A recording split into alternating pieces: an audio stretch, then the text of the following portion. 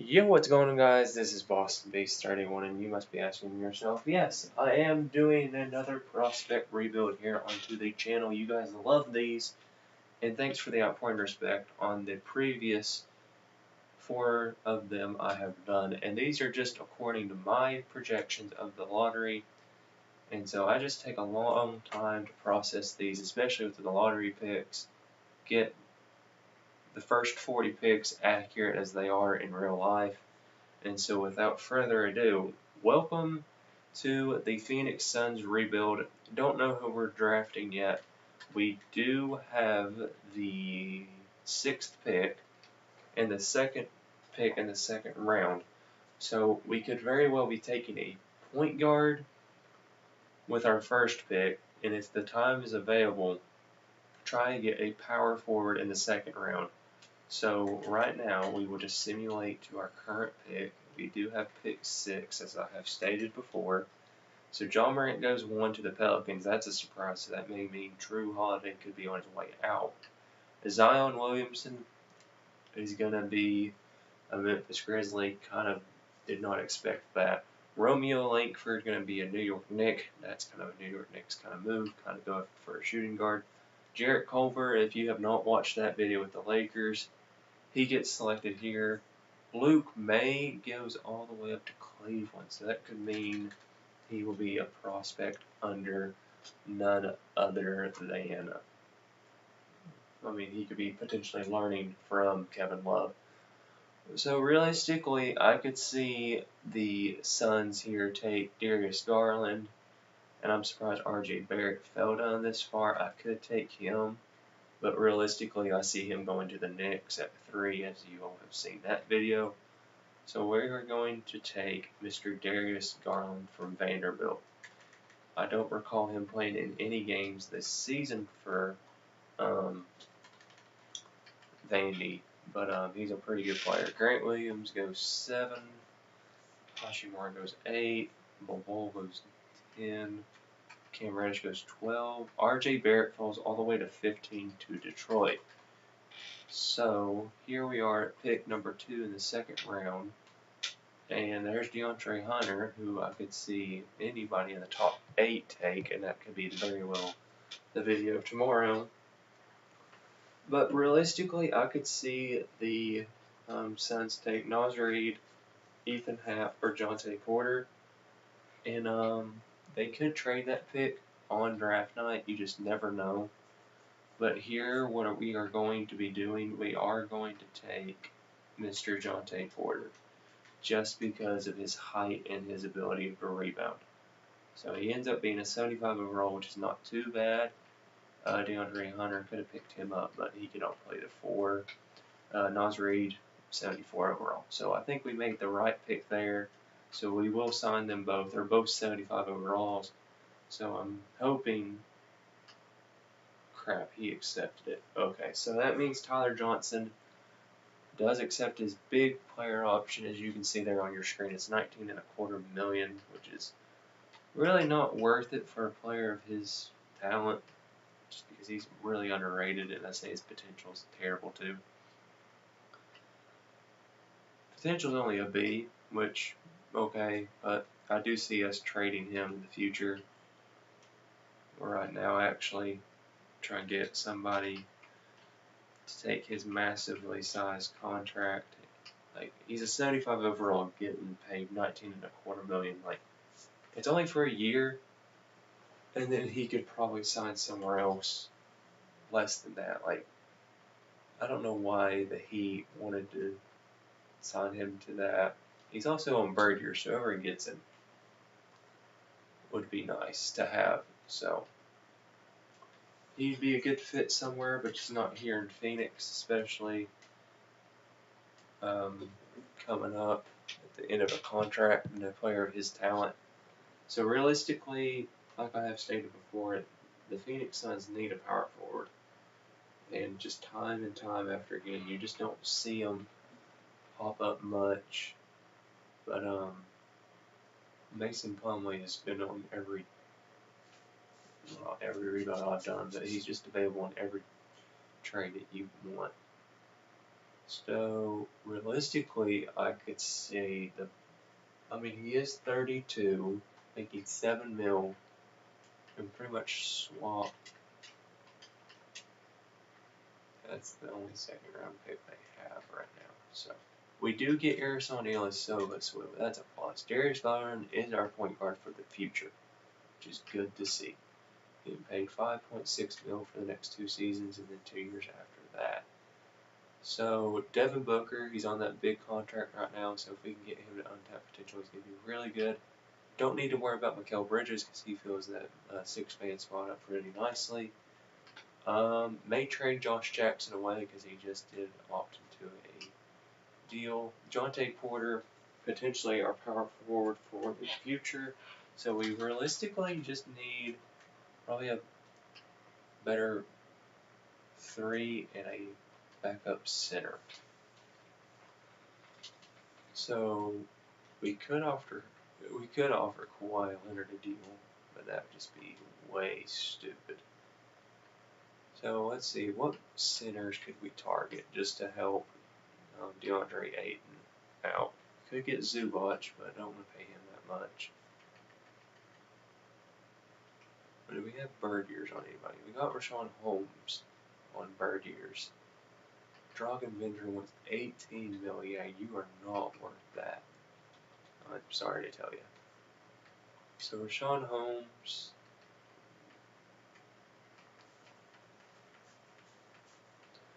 We can offer you that, front load it. It should be your only offer for right now. Don't really need, I don't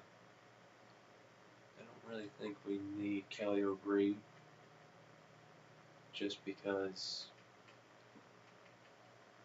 I mean, he does want to take a little pay cut, but I don't really see that happening.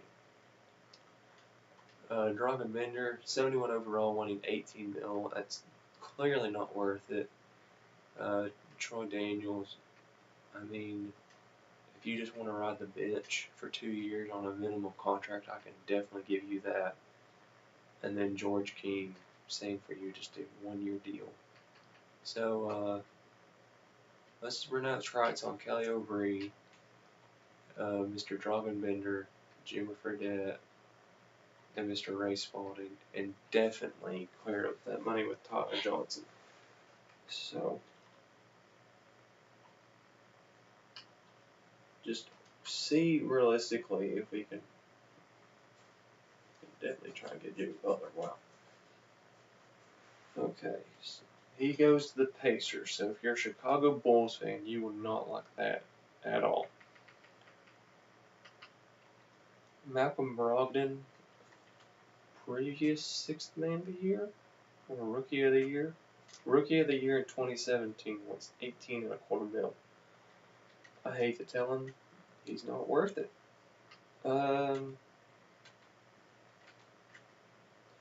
So let's try and trade away Josh Jackson just because he's up there in overall, and I think he's got decent potential.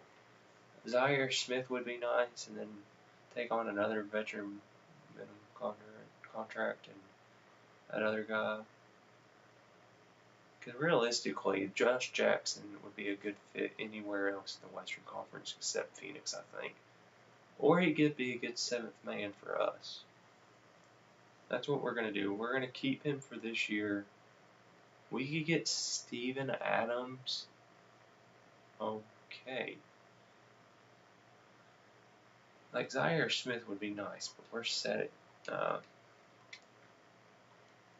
shooting guards. So we are going to get Rashawn Holmes. We're going to get Troy Daniels and George King on these league minimum contracts. So I think we're set. We got 13 players. We're set at point guard, definitely set at shooting guard. So we're going to have 1, 2, DeAnthony Melton. You're going to try and get traded here soon. So 1, 2, 3, 4, 5, 6, 7, 8, 9. So we're going to rock 9-man rotation with occasionally somebody else playing here and there. So let's go over here to player progression. And that's what I like about this now. It sims really fast.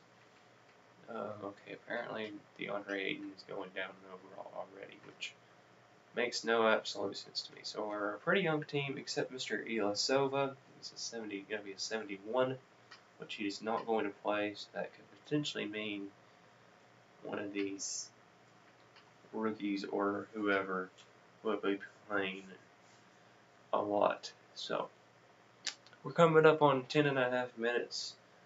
Let me know in the comments below your projections for the Phoenix Suns this upcoming season if they do draft Darius Garland.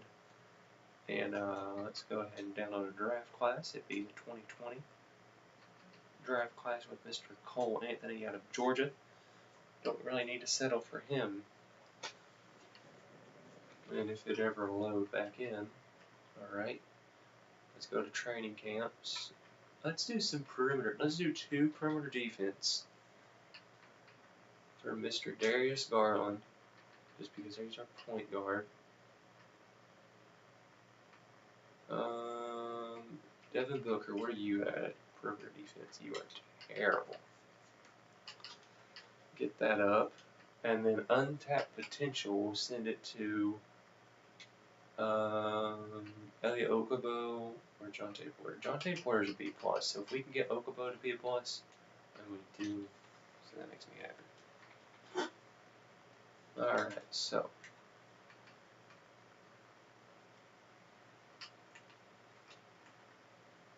So I really hate to do this, but we are going to pick up a point backup, like a 3rd and 4th point guard, but he's not going to play. He's just going to be there on the bench, just taking money, because we have the money, that is for sure. But Mr. D'Anthony Melton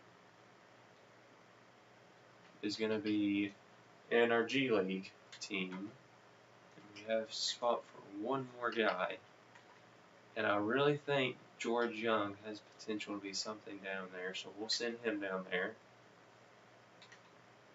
And I think we're set. It just all depends on how Mr. Monty Williams wants the lineup to look. So he wants Devin Booker at shooting guard, which I really like, obviously, because that's where he's played already.